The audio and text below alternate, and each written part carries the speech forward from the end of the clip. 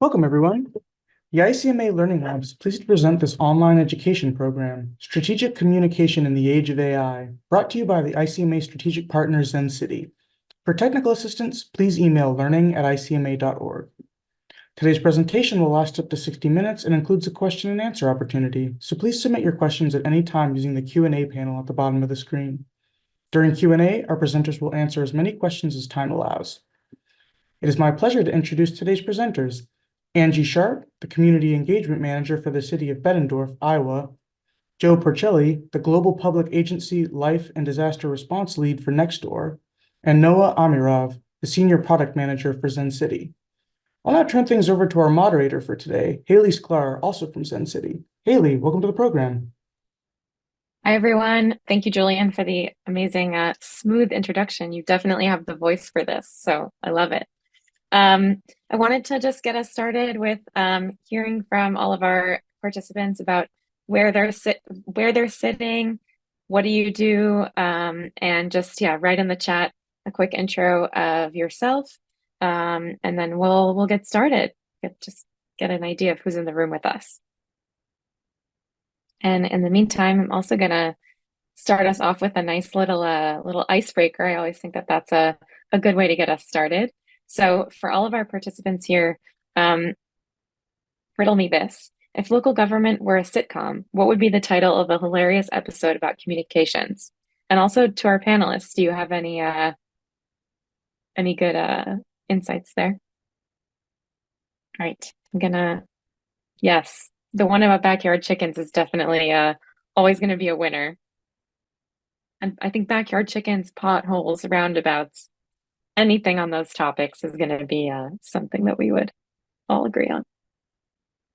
All right, I think with that, let's kick it off. I'm going to pass it over to Noah, who will talk a little bit about Zencity, give some background on what we do. Hi, everyone. Really great to be here with you all. So my name is Noah. I'm a product manager here at Zencity. I actually started out working closely with a lot of our partners, and I want to start out a bit by talking about what it is we're trying to achieve, and then maybe connect to the why and kind of why I shifted over to working on the product where I've been working in the last 2 years, developing our organic tool, which is a lot about social media, listening, news monitoring, and publishing, but also how that connects to everything else that we do. So, the big question that we at Zencity are, setting out to answer and to help with is how to hear from your community. We know it's very challenging. It's hard to reach beyond what we sometimes call the STPs. I'm sure some of you are familiar with them, those same 10 or 20 people that show up at council meetings, or, that know very much how to speak loudly in a way that they're heard. And there are a lot of other voices out there. So sometimes it's hard to hear beyond those same 20 people and collect all that input from your community and get them to participate. It also requires a lot of effort to collect all that input. Sometimes it's manual work, sometimes just, getting to collect that feedback, to analyze it and to understand what it actually means. And also, given all that, hard to understand what it is that all of your residents want, or as many as your residents want. So it's also difficult to maintain trust, because if they know that, you can't reach all of them, they can't reach you, it is difficult to build that community trust and get a clear understanding of what your residents' needs and priorities are. Next slide, please. Thanks.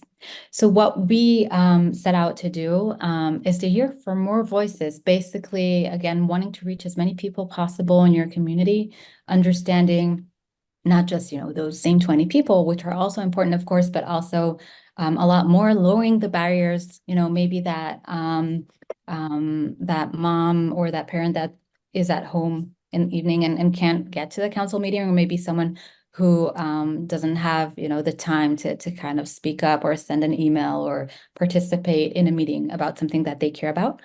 So trying to get to as many voices beyond those barriers, save time and resources. So again, address that part where we know that it's hard to even getting that feedback, analyze it, and just centralizing all that into one place to make it easier to understand it, to analyze it, and to make, make good decisions based on that. And of course, all that to build trust with your community, making decisions based on actual data, and being transparent about them.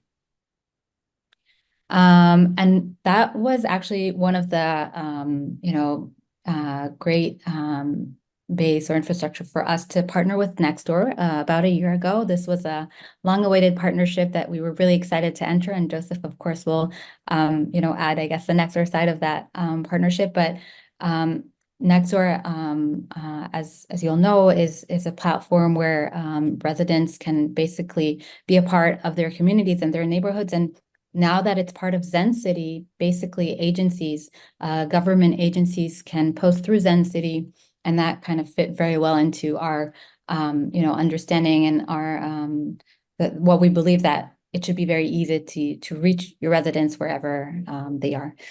So now, thanks to this partnership, our users can publish like they publish to Facebook, to Instagram, to all those different networks, just with one post, and reach Nextdoor users as well.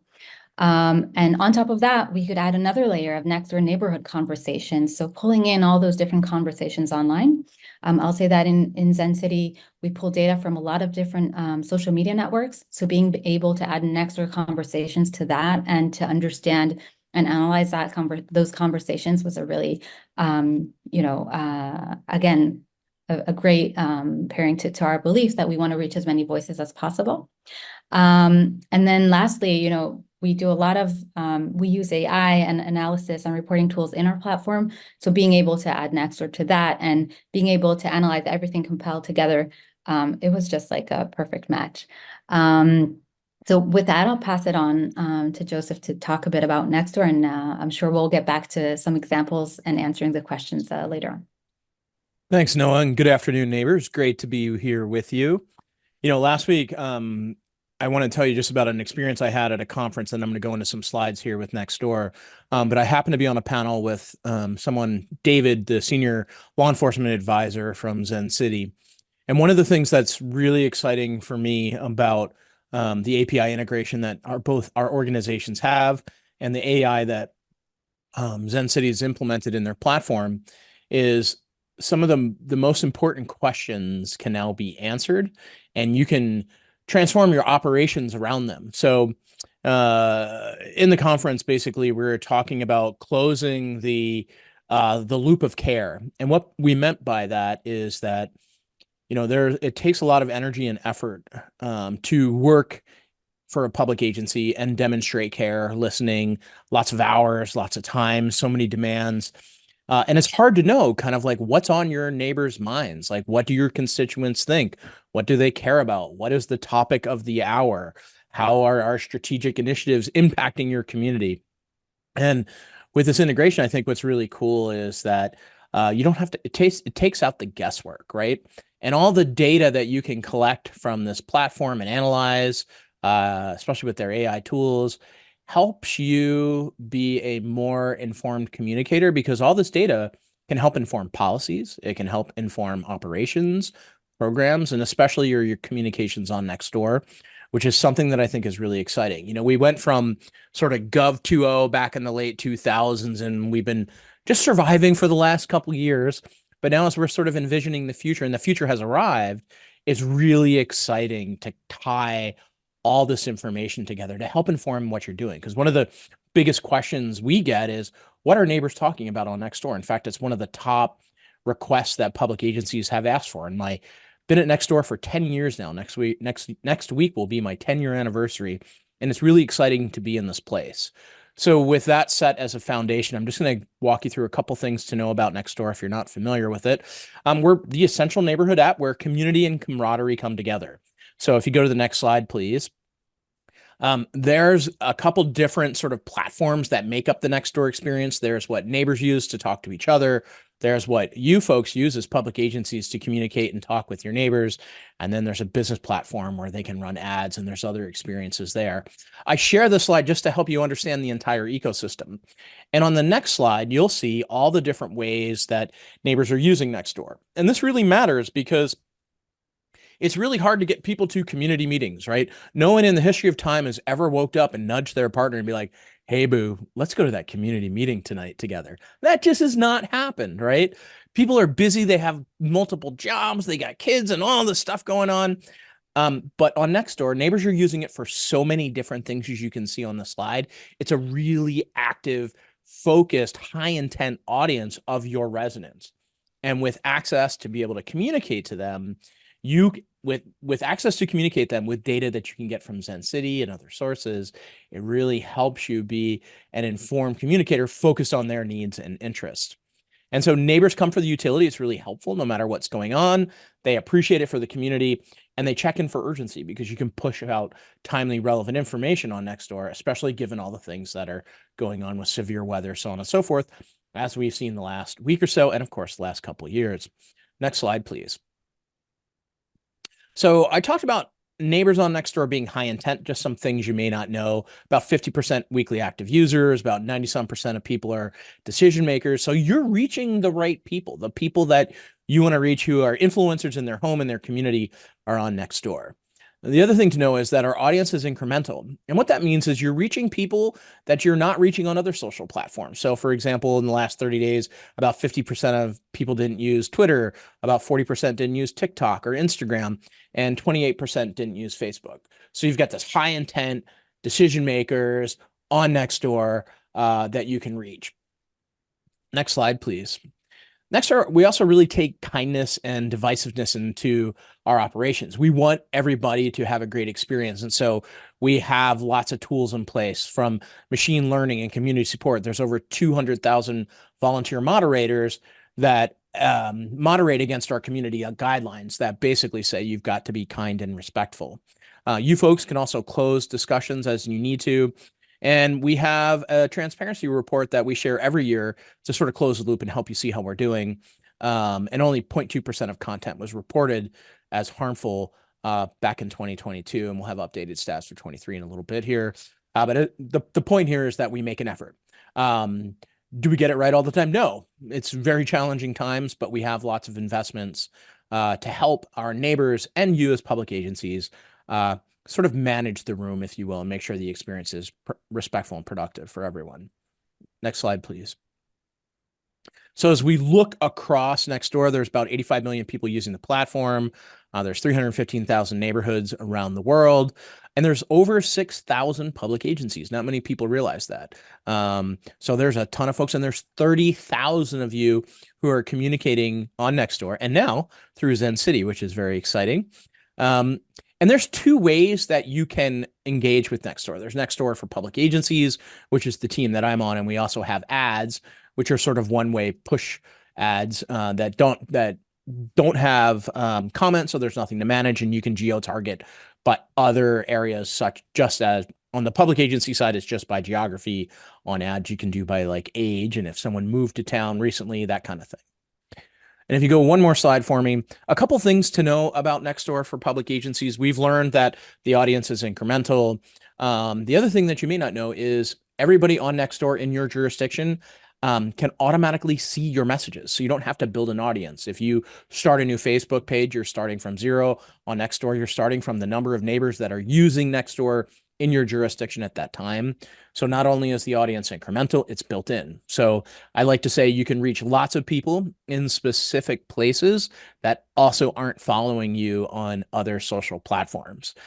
The other thing that really makes Nextdoor helpful is you can geo-target your posts. So if there's something relevant just to neighbors in one neighborhood or a couple neighborhoods, you post that message. And if there's something relevant to neighbors in other neighborhoods, you post that message. You can also give us your custom areas, such as council districts or flood zones or whatever that may be, and you can push messages into those areas and download stats from those areas as well, making it really helpful. And for, as we think about like business outcomes, right? Getting the word out is really important.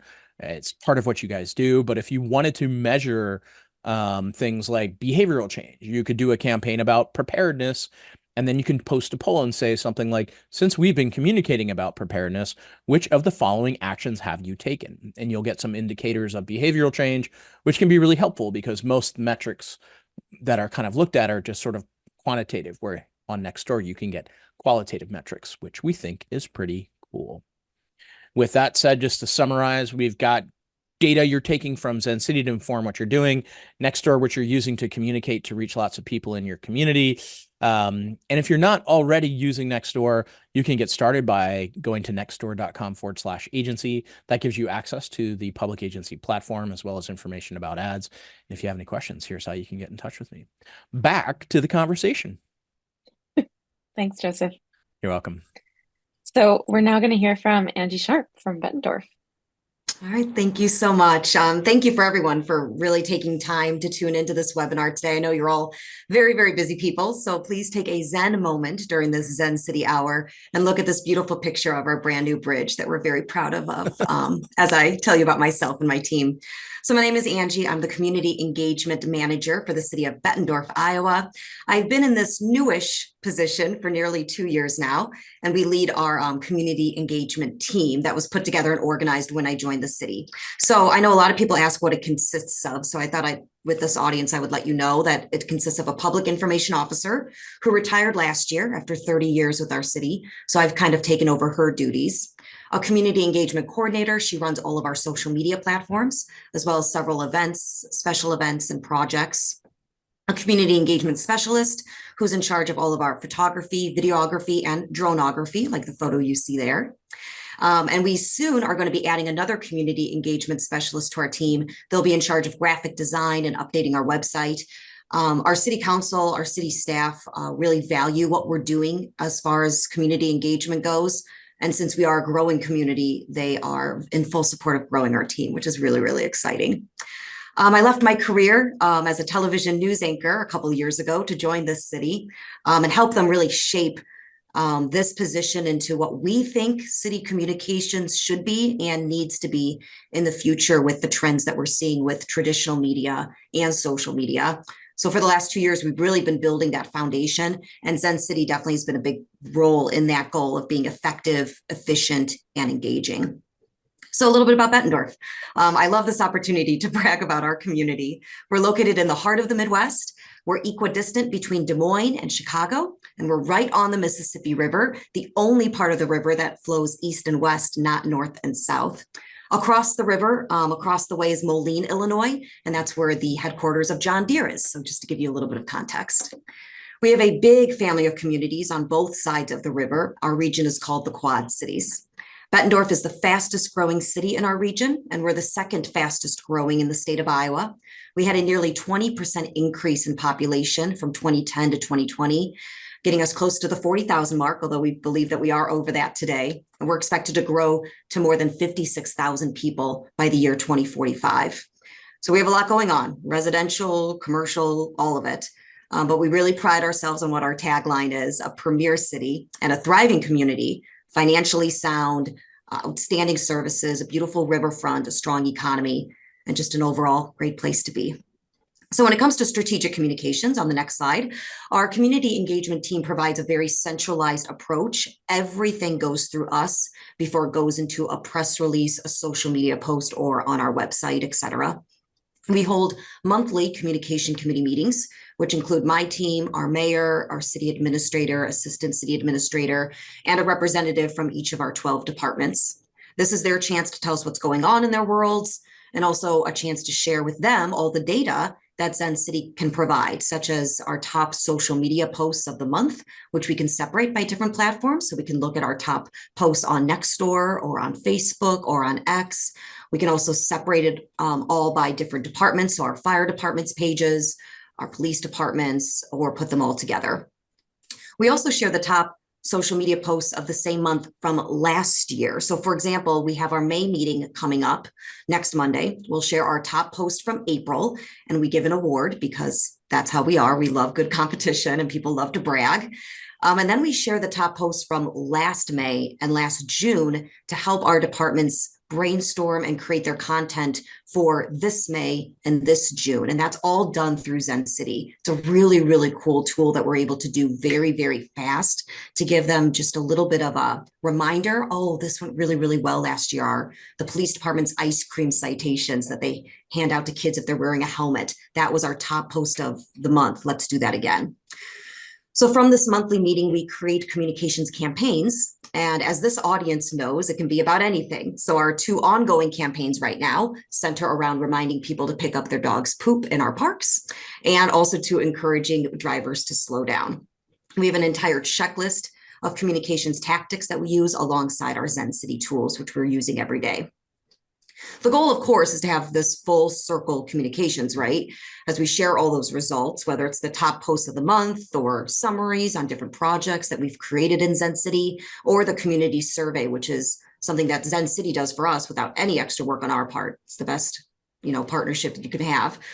We want our council to then make decisions and go into their goal setting weekend with those results in mind. We're getting there slowly but surely, and it really is starting to work. I'll pause here for this next slide, just in case there's anything I missed or that Noah wants to add in or Haley wants to add in. I'm going to take just a quick sip of water, if that's okay. Stay hydrated. I know on the next slide, there's a couple of examples. So if there's anything you want to add, if not, I can just kind of go into the case study that I prepared. There was one question that came in a little bit earlier, which was about scheduling posts. So I know Noah and Angie, you can probably both speak to that, but the specific question was, can Nextdoor posts be scheduled, or is it in real time? And I think we can broaden that and say, can any post be scheduled in advance? Yeah, sure. So I'll answer briefly. The short answer is yes. So I know, unless something has changed on Nextdoor natively today, it is real time, but the benefit of just adding it to our software is to, like, scheduling posts to Facebook, Instagram, and so on. You can just add Nextdoor, and that will be scheduled as well. So that allows you to plan ahead of time, to be able to plan out the content for a full campaign, months ahead, even if you need. Another quick question just came in, I think, as a follow-up to that, which was about, I guess there's a way on Nextdoor to restrict comments. So maybe this is for Joseph. Is it possible that you could maybe toggle off those comments in advance prior to posting? Oh, you're muted. I was just thinking I was still muted, and correct, I was. So first thing I want to clarify is scheduling is not available natively on Nextdoor. It is, however, through Zencity. Thank you, Zencity. We appreciate that. That is also one of the top requested features that have been asked. So glad you guys have provided that. Secondly, regarding comments, there's a couple things to know. Nextdoor is a conversational platform, and people want to hear from public agencies, but they also want to reply, share comments, and they also have questions. We do, however, understand that from time to time it makes sense for comments to close comments, and therefore we give you the ability to do that. After a post is made, you can close comments. We do not recommend closing them by default. It's like going to a community meeting and never taking questions. People will just kind of tune out. Furthermore, our algorithms look to comments as signal to show the message to more people. So if there are no comments, you're missing the signal. So you're essentially limiting the reach of your posts.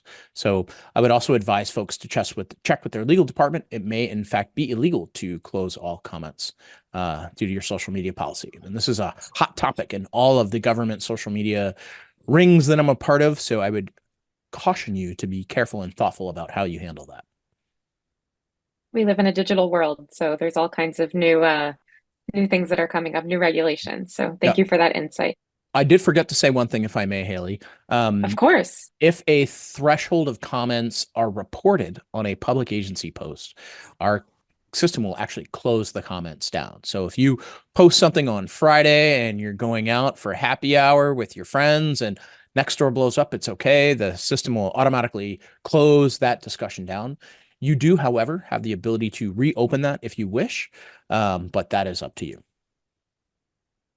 I can also jump in with one more thought. I definitely, hear and have heard that, that, I guess, problem or worrying that a post might spark a conversation that is negative, or maybe sometimes even spark, bring in those same 20 people just on your digital platform. I think, and I'm sure Angie can speak to that, but part of being on multiple either platforms or ways of communicating with your residents, it would probably be a combination, right? You're putting out press releases, you're putting out information on social media, you're putting out information on your website, you're having meetings, sometimes digital meetings, sometimes council meetings, sometimes within your community. So I think just having that variety would probably make the chances higher that you're going to get all kinds of comments. And while it does seem sometimes that the negative comments take over the conversation, being able to look at everything that's incoming, surveys from all those meetings I mentioned, sometimes gives a different picture. That's right. I think it's kind of skewed sometimes when we see that red, or there's yelling from the keyboard at us, but definitely worth just getting a holistic view to really get a sense of what people are thinking, saying, and feeling about your decisions. I love that. It's kind of like everybody's voice matters, just not the loudest folks, right? That's typically who we hear from, but there's a huge constituency that all need to be accounted for and their input taken into the organization for consideration. Before we move on to the next slide, I just wanted to say something about the publish to your communities little box, because it kind of goes along with the first question about being able to schedule through Zencity to Nextdoor. That is an absolutely awesome tool that we love so much. When we found out that Nextdoor and Zencity were partnering up, we were so excited about that specific aspect, but of course all the others too that Nextdoor provides. And that publish to your communities tool, it's called publishing in Zencity. It allows you to publish to all of your social media platforms in one spot. And then you can get all the results in one spot and all the analysis and all those things. It is such a wonderful tool. We still find ourselves sometimes, going into the Meta Business Manager and posting that way or, things, but when the fact that that tool is there, it really, really makes it more efficient workflow and saves a lot of time. So yes, you can definitely schedule on Nextdoor via Zencity, and it's an awesome thing. Great. All right. Let's jump into those case studies. I think it's a super important part of what we're talking about today. So sure, take it away. Thank you. So with all of this in mind, that brings us to the case study that we wanted to share with you today. Now I ask for your grace because this is a fresh case study, like super fresh. We just launched this on Friday, 5 days ago Friday. But as I mentioned, our council holds their goal setting weekends every October. That gives us the strategic plan for the next year. This audience, more than anyone, I think, understands that some goals, they might not need communications or community engagement, but the one goal that really stuck out this year was speed enforcement. We have had a really big increase in residents calling, yes, actually calling, using old-fashioned phone and picking it up and punching numbers into it, calling our council members and telling them about fast drivers in neighborhoods, on our main streets, just everywhere. Now, the enforcement side of these things, of course, falls on our police department and our police chief, who is amazing and really values the work that my team is doing. So we met to brainstorm the engagement piece of this. My big question, of course, was how do we make sure residents are even aware of this problem and know about it? And my answer was, let's make them part of the solution. They have helped us identify the problem. Let's make them part of the solution as well. So we decided to dive into the Zencity toolbox, as I call it. We created a project, which we do for all sorts of goals and topics and actual projects in our city. So like everything from budget to development projects. We've got this great permanent ice rink and aquatic facility going on right now called The Landing. So we have a project on that. Really, it just kind of hones in on the social conversation that's surrounding a specific thing. So budget, snow removal services, things like that. Then we created an engagement through Zencity. And an engagement is kind of like a survey, but it allows you to really create anything that you want. It's so customizable. So multiple choice questions, rankings, and then pin maps, which is what we created. So if you want to show the next slide, we are calling this the Speed Spots map. So users are encouraged to place a pin on a map of Bettendorf, and then a text box appears and they're able to tell us about that location before they submit it. And then that goes to me, and then I send that to our police department. So we created this really cool engagement. And then And then we had to figure out how we're going to tell this community all about it. So that's where like our normal communication tactics come in. Our go-to is what you see on the lower left-hand side of your screen. That's our weekly mayor's message. His guests were our police chief and our traffic sergeant. These are just 3-minute videos. We post them every Friday on all sorts of topics. We share this on YouTube, on Facebook, on Nextdoor, on our website, in a press release. We do all the things. And then we do the hardest part of our jobs, which is waiting, waiting for the results and seeing if it actually works, right?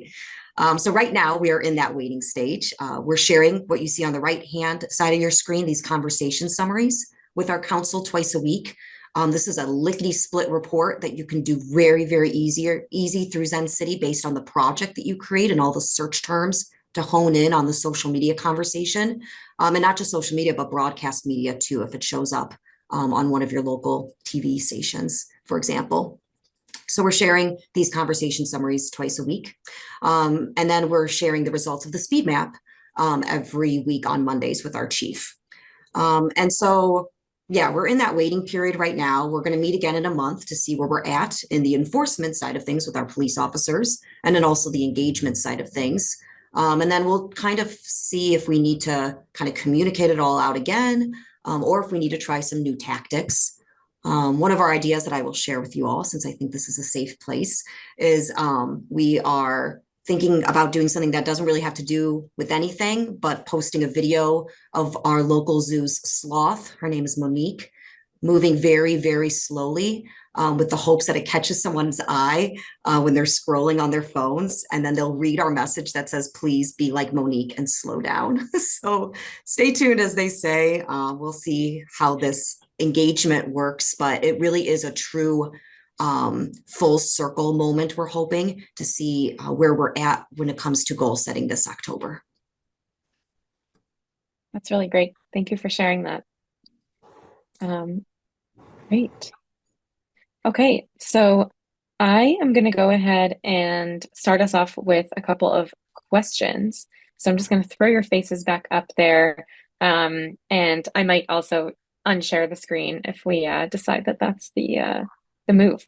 Okay, so I think this one first off is for Angie. So how would you adjust your engagement or communication? This is just general. It doesn't have to be related. Of course, you can bring it back into a real life case study that's happened to you before. So how would you go about adjusting your engagement or communication strategy if you see that it's kind of falling flat and kind of falling on deaf ears, let's say? I think everybody's getting their communications in all sorts of different ways. So we can't just post on one social media platform and think that that's going to hit everybody or hit all of our audiences. I think it's really, really important to communicate 7 different times, 7 different ways is usually the rule of thumb, right? Have we done that yet? So we have to really, really look, have we done that yet? Have we done it but at a time or a day that wasn't the right time of day? So usually we'll just do it again, do it all over again to make sure that we are trying to hit as many people as possible. And then, if we still feel like it's falling flat, then it is looking at what different tactics can we use to catch someone's attention, make them stop scrolling. Do we need to go, we base a lot because we don't want to have to use paid advertisements and things like that. We base a lot of what we do on free communication tactics because we're always thinking about the taxpayer. But does it come down to that then? Do we need to start boosting things or putting out ads, putting out a mailer? We had to change a bunch of our garbage routes last year because our city's growing so much that we have to change some things. And we put stickers on people's garbage carts, like right on the handle, because we knew they literally would be able to see it and be like, what is this? And see it's from the city. Your garbage route week is changing. Don't freak out.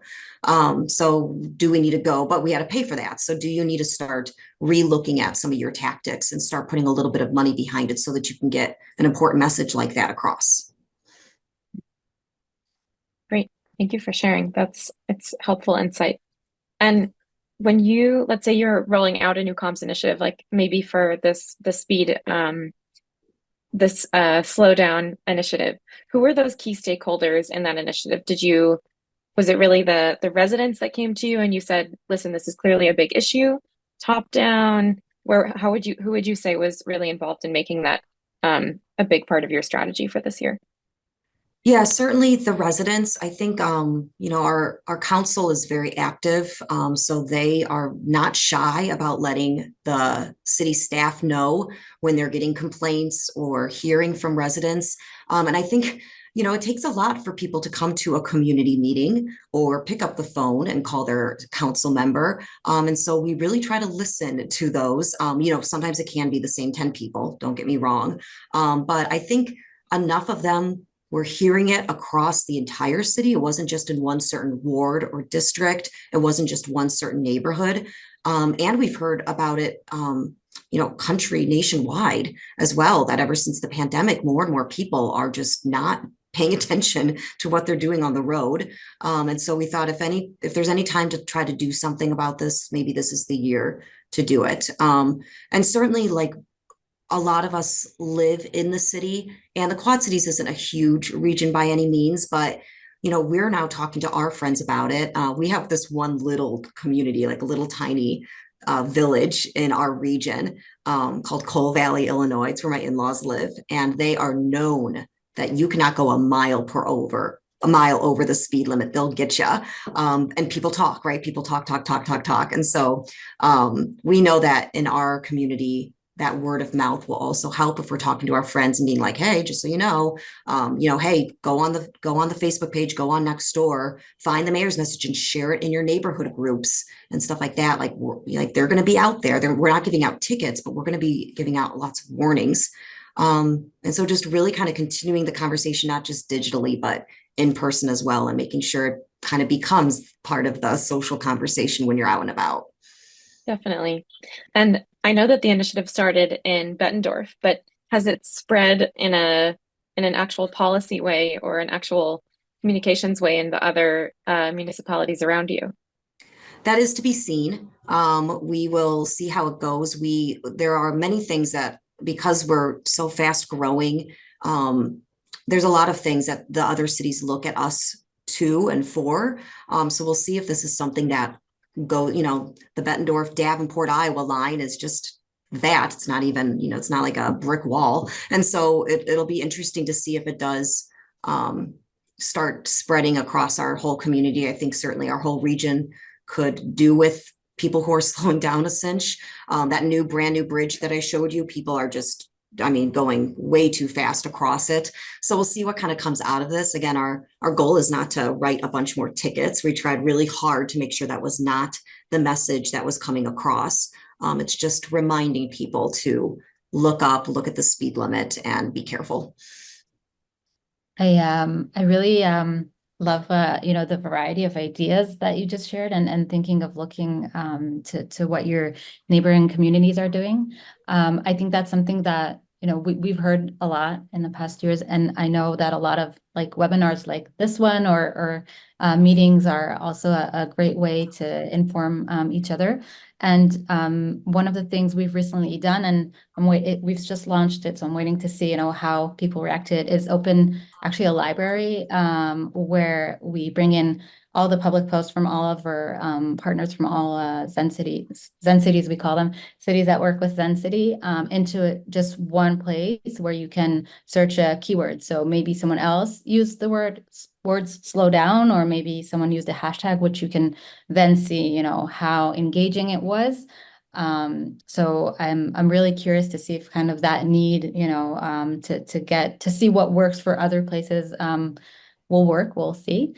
And also I wanted to add that I think sometimes looking outside of what you're doing to non-official sources, meaning, it could be the news outlet's Twitter handle or a Facebook page, and seeing the conversations going on there, or maybe a hashtag that really, caught fire somewhere, and then either using that language or that hashtag, or maybe engaging in the conversation, or kind of tagging or cross-posting might be another method of maybe increasing engagement where something needs a boost. So just putting it out there is something I've been hearing from a lot of our partners recently. I think that's a nice segue into the next question, which is, I think, a little bit more for maybe Joseph and Noah to answer, but Angie, you're always welcome to jump in here. So what would you say are some key things for organizations to have in place to be successful with tools like Zencity and Nextdoor? And I know that there are many, many other community engagement tools out there, so feel free to, open it up and bring those in there as well. Yeah, I think that's a really great question. I just want to take a step back though and give Angie some props. She listened to her community, right? Like she had the pulse of what her community cared about at that point in time and addressed that. Like I've seen through the 20 years I've been doing GovTech now that sometimes a lot of organizations, especially in public affairs divisions, are really focused on brand and brand reputation. But don't forget that the experience of the brand often leads to the conclusion about the brand. So if you're not addressing the thing that people care about, you're not asking the right questions, you're not listening, you're not looking at your data, you're not looking at those trends, you're going to miss out on that. And engagement may well fall flat. Yes, it can be about time and tool and all that kinds of things. And there's specific tactics for each platform that we know work best, right? Like Facebook Live seems to work really well. Angie also posts videos on Nextdoor, just like of her talking, which are really engaging and they drive the most engagement, right? So that's a thing that they figured out. I also recommend doing polls on Nextdoor. But coming back to the question on how do we succeed, I think it's really being clear about why are you communicating, right? It's not about driving engagement. It's about improving trust. It's about improving quality of service delivery, right? Like, are we doing our job well? And so there's a number of things you need to have in place, policy, strategy, training, like reward celebration mechanisms, which often get overlooked. Like this performed really well, or it didn't perform really well, but we tried really hard and we learned something. That's really important, especially at the macro level. I also think it's really important to consider culture. Like, is your organization willing to experiment and learn quickly? Or do they just want to do the same old thing, right? That's not in our lane, stay in your lane. Like these are all things you kind of need to understand, but being clear about all those pillars, if you will, I think are really important. And also having enough capacity, right? So we heard Angie say she's expanding her team, probably because she would like to keep the hair on her head and not wind up like me, right? So like there's only so much you can do in a certain day or a week. And she's tying what they're trying to accomplish to the objectives and the outcomes the organization cares about, and she's backfilling it appropriately. I think especially for organizations with very limited resources, it's hard to make that case, right? They're just not there. But as times are changing and AI gets involved and you have tools like Zencity and Nextdoor, that allows a smaller team to have a greater impact, but the team needs to have alignment on the things that I shared earlier. And if I may add, I think you just really need a person or at least a team that can really dig in and learn the tools. We were a client, a city of Zencity's before I joined the city, but we weren't really doing too much with it. And so one of their goals for me was to like, hey, we've got this, we're paying for it. How can we use this? How can we make workflows more efficient and effective? And if you really just start digging in and using the tool, using Nextdoor, and just finding out ways to do things in these platforms or these systems that aren't just posting or whatever it is, you can really find some amazing things that will help make those smaller teams more efficient. I can't imagine now, like we like the reward we give for the top most of the month is a huge foam finger, and people are like tackling each other for it now. But I can't imagine, like they love it so much, but I cannot imagine going to every social media platform, finding out what going through the last month, finding out what was the top one based on comments, likes, or shares, or all. It would take me forever. Zencity does it for me in less than 30 seconds. And then I can generate this report, share it with all of them, throw the foam finger at the public works crews who probably want it again, and just go on with like our like positive morale and get on to the business that we need to take care of. It's just saving us so much time, those little things that we are finding in Zencity or through Nextdoor. And then the other thing that just Joe and I were talking about yesterday was If you're just like the only person on those platforms commenting, writing to people, all those things, maybe for something like the speed enforcement campaign that we're doing, we bring in a subject matter expert who is a really, we probably would get a comment and I would be like, okay, copy paste it, send it over to chief, like how would you like me to respond? Maybe in some of those cases, bringing in a subject matter expert and giving them access to Nextdoor or whatever it is, or to even Zencity so that they can look, like our council, they all have access to Zencity so they are able to look at the dashboard every single day. Not saying that they all use it or know how to use it, but at least we're giving them that access. So I think that's important too, to have a person whose main goal is to just dig in and figure out the tools and get the best bang for your buck. But then I love Joe's idea that he gave me yesterday of adding in some subject matter experts as well, depending on the topic. It's a fantastic idea. And I love the collaboration. The second we get to thinking and talking, the new ideas come up. Really, it's great. Another question just came into the Q&A, and I want to address it because I think it is the exact balance that we have to strike. How do we balance and promote the idea of hearing from our community and hearing from the breadth of the community, while also at the exact same time knowing that those loudest voices tend to be the ones that float to the top? So where do we find the balance and how do we do it? So I'll hand it over to anybody who wants to answer this one. I have a couple macro thoughts here. I think closing the loop is really important. Years and years ago, for Homeland Security, I was running a social network called Our Border. It was about border affairs. It was a disaster. It was one of the most complex, crazy situations I've ever walked into. And one of what I quickly learned was they took on like so much and there wasn't like a stated goal that they went after. But the biggest problem was they weren't taking input, bringing it internally and analyzing it and then reporting back. So it comes down to closing the loop, right? Like, because you're competing against the cute kittens of the internet and apathy and now divisiveness across the country, right? So I think working in closing the loop, like what we heard you say it's active listening. We heard you say, we heard from the people who spoke up and gave input on these systems, through Zencity or whatever the source is. And we took that and we weighted that input against this other input and made this decision. And here's the result of that. I think if that closing the loop kind of became a part of how the organization operates and communicate, it will build trust. And people will be like, oh, so this can get done this way.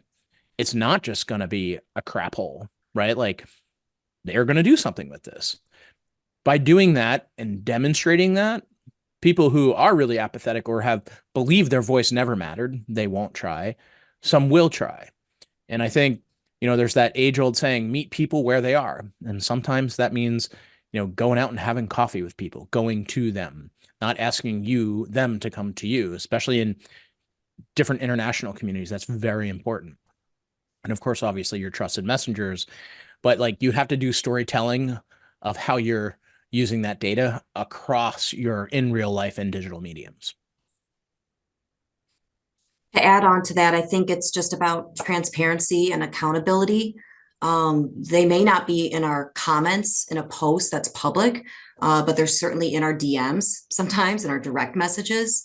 And they're shocked, frankly. Some of them are shocked when we actually respond and when we actually call them back or answer the phone or answer a direct message or comment publicly. Sometimes they don't expect that. And sometimes other residents will jump in before we even have a chance to kind of right the wrong, if you will. But if they're asking like a really honest question, we make sure we find out the answer for them and then report it back as publicly, as appropriately it is to do so. The one thing we really, really love about Nextdoor, I love about Nextdoor, is that it has your name on it. So there is that element of accountability there. So when I post something, it will say Community Engagement Manager Angie Sharp. When Denise on my team posts, it says her name. I think that humanizes it a little bit as well. It's not just like the city posting, and just also the way we word things. We use the words we and our community, our city. And I think that's part of our brand voice too, of course, but I hope that humanizes us a little bit. That's one of the main reasons why we started our weekly mayor's message, was to humanize our city and show them city employees who are doing great work and live in the city where our taxpayers live, of course. I think that's really important, and that's changed, I think, our social media and social listening conversations that we're seeing. Yeah, I'll and add, I'm sorry, go ahead, Noah. I'll just add that something we've been seeing very consistent in the past, 3 years, is that those employee spotlight posts, they get the most. We look at posts and analyze their sentiment. They usually get the highest rates of positive sentiment when you focus on on the human being behind the role. So definitely something seeing across all different, sizes and sorts of agencies, definitely. Our I think I have another Iowa city leader in this webinar, and they may have experienced the same big snowstorms we did at the beginning of the year. We had the most snow that the Quad Cities region has ever seen. And we decided one night to go out and sit with our snowplow drivers and videotape them, record them, ask them questions like, what really grinds your gears when you're out plowing a street, like just anything. So that's not just like the city saying it, it's Frank, who's worked on the public works department for 28 years and just really wants to retire after the snowstorm, what he has to say. And it went outstanding. It was a lot of hard work to put that together. It's not something we can do every single week, but it told our city story, and it humanized, the people driving those snowplow trucks.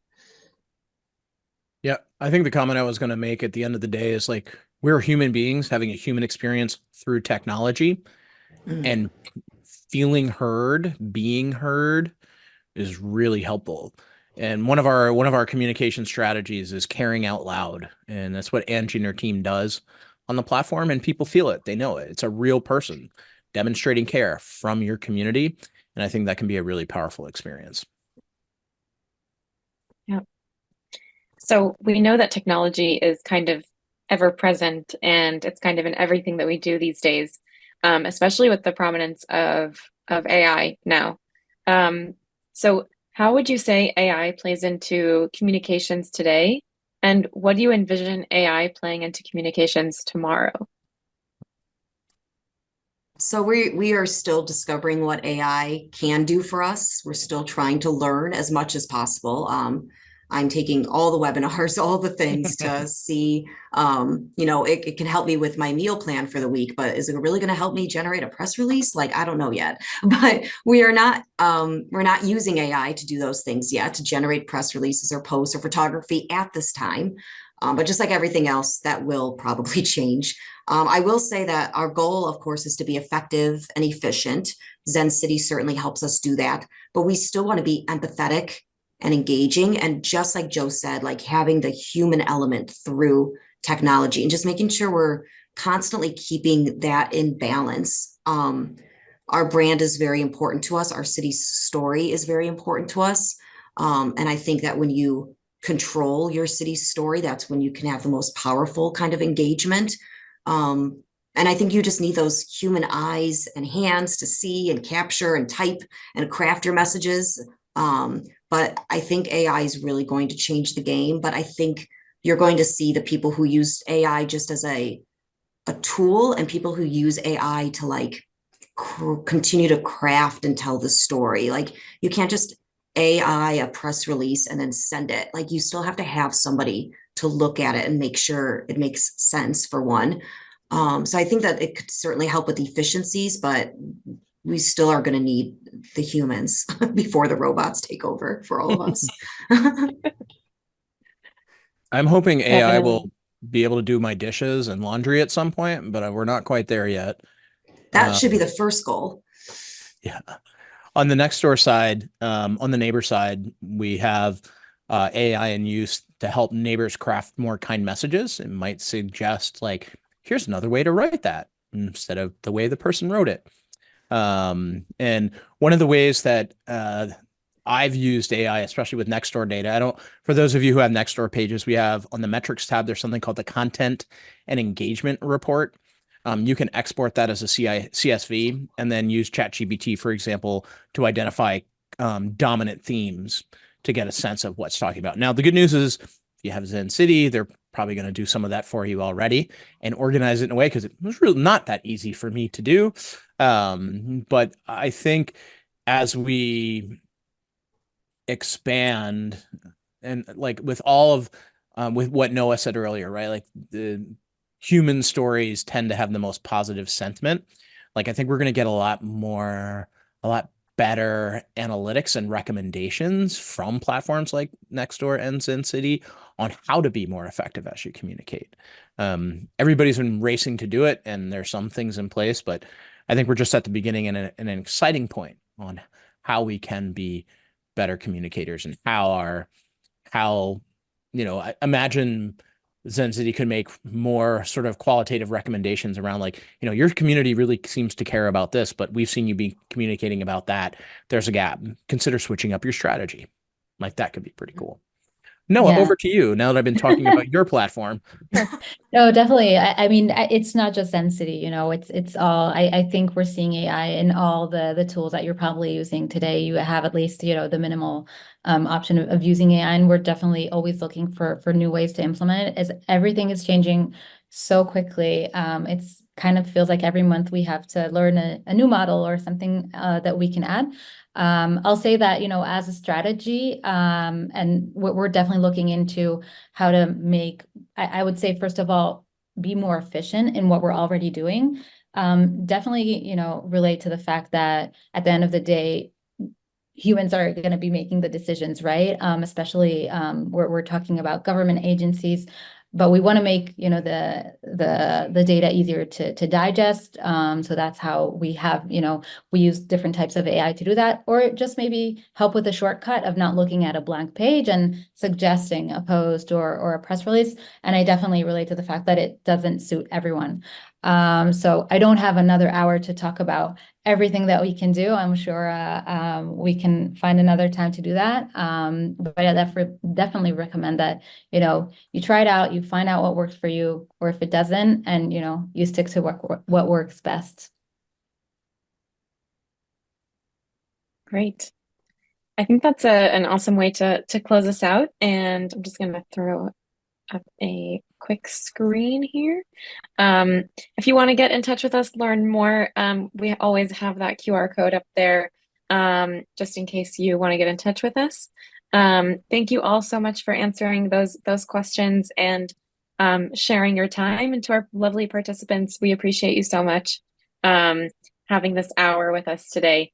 So it was lovely. And for anyone watching the recording, we hope to see you soon live. And yes, thank you again so much. So I will let you all go. Have a nice rest of your day. Thank you. Take care, neighbors. Thank you. And with that, we Thank must conclude you. today's webinar. A special thank you to our presenters and to everyone who joined us today, and we hope to see you again soon. Please take a moment to complete a brief evaluation of today's program by returning to the ICMA Learning Lab page where you logged in today. The survey must be completed to unlock your certificate for this program. After completing the survey, you can access your certificate via the Achievements tab at the top of the interface. A recording of today's session will be uploaded to the same place you found the Zoom link in the Learning Lab, along with the slide deck in the Additional References section. Today's program is copyright 2024 by the International City County Management Association with all rights reserved. This concludes today's program. You may now disconnect. Thank you.